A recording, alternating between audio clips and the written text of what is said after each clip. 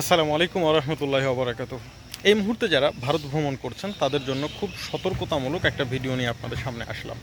অবশ্যই যারা এই মুহূর্তে ভারত ভ্রমণ করছেন তারা যদি আমার ভিডিওটা দেখে থাকেন তাহলে শুরু থেকে শেষ পর্যন্ত দেখবেন। এতে আপনাদের জন্য বেশ গুরুত্বপূর্ণ কিছু তথ্য আছে। বিশেষ করে বাংলাদেশিদের জন্য চলতি মাসে কিন্তু ভিসা বেড়েছে, আগের যে চাইতে অনেক ভিসা বেড়েছে। তবে কাঙ্ক্ষিত লক্ষ্যে এখনও পৌঁছায় নাই ভিসা পাওয়ার বিষয়টা। তবে যে সমস্যাটা এখন সবচেয়ে বেশি হচ্ছে সেটা হচ্ছে মেডিকেল ভিসা ছাড়া তো বলতে গেলে অন্য কোনো ভিসা আর এন্ট্রি হচ্ছে না, এবং এই মেডিকেল ভিসাতেই দেখা যাচ্ছে অনেকে ট্যুরিস্ট অর্থাৎ ট্যুর করতে ভারতে যাবে কিন্তু সে মেডিকেল ভিসায় চলে গেছে। তো মানে বাস্তব দুইটি ঘটনা আমি আপনাদেরকে বলবো, যে ঘটনাগুলো থেকে আপনাদের অবশ্যই সতর্ক হওয়া দরকার। যে ঘটনাটা ঘটেছে বাংলাদেশের দুইজন যুবক, তারা দুজনেই কিন্তু মানে মেডিকেল ভিসা নিয়ে, একজন হচ্ছে রোগী আর একজন হচ্ছে অ্যাটেন্ডেন্ট। তো তারা ভারতে গিয়েছে। তো তাদের মানে চেন্নাইয়ের হাসপাতালে তাদের অ্যাপয়েন্টমেন্ট ছিল। তো তারা চেন্নাই না গিয়ে সোজা চলে গিয়েছে রাজস্থান, অর্থাৎ তারা বেনাপোল দিয়ে ইমিগ্রেশন শেষ করেছে, তারপর তারা সোজা রাজস্থান চলে গিয়েছে। তো রাজস্থানে সেখানে আইন শৃঙ্খলা বাহিনী তাদেরকে জিজ্ঞেস করেছে তারা এখানে কোথা থেকে এসেছে। তারা স্পষ্ট বলেছে তারা বাংলাদেশ থেকে এসেছে। তো তারা তো জানে যে তাদের কাছে যেহেতু ভিসা আছে তো তাদেরকে কেউ কিছু বলবে না। তো ভিসাতে যখন দেখেছে পুলিশ যে এখানে তো মেডিকেল ভিসা উল্লেখ আছে, তাহলে তুমি মেডিকেল ভিসায় তুমি রাজস্থানে কেন? তো তারা কিন্তু আটকে গেছে এই জায়গাতে। এরপরে দেখা গেছে যে এটা নিয়ে আরও কাটাছেড়া করে, যে তারা প্রায় 7-8 দিন হলো বাংলাদেশে ঢুকেছে, তারা এসেছে মূলত মেডিকেল ভিসায়। তো তারা চেন্নাই না গিয়ে সরাসরি রাজস্থানে এসেছে, হ্যাঁ, রাজস্থান ভ্রমণ করতে। তো এখানে কিন্তু স্পষ্ট হয়ে গেছে যে এরা আসলে রুগী নয়, এরা কিন্তু মানে ফ্রড করে ভিসা নিয়েছে। এরপর তারা কিন্তু আইনের মারপ্যাচে আটকে গেছে, তাদেরকে গ্রেপ্তার করা হয়।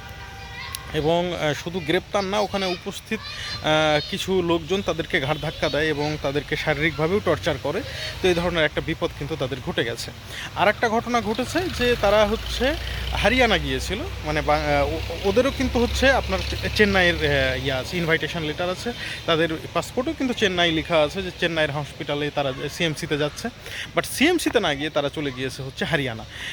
এরাও কিন্তু ওই সেম একই বিপদে পড়েছে। তো এখন আপনি যখন ভারত ভ্রমণ করছেন, আপনাকে যদি কেউ বুঝতে পারে, সাধারণত এরকম ঘটনা ঘটতে পারে যে আপনি হচ্ছে কি করছেন, আপনি বাংলাদেশি, তাহলে বাংলাদেশি হলে আপনার কাগজপত্র যখন দেখতে চাইবে আইন শৃঙ্খলা বাহিনী, তখন যখন আপনি দেখাবেন যে মেডিকেল ভিসা, আপনি ভারত চলে এসেছেন 4-5 দিন হলো, আপনার হচ্ছে এক প্রান্তে মেডিকেল, আপনি আর এক প্রান্তে চলে এসেছেন, এখন আপনি ট্রিটমেন্ট করেননি।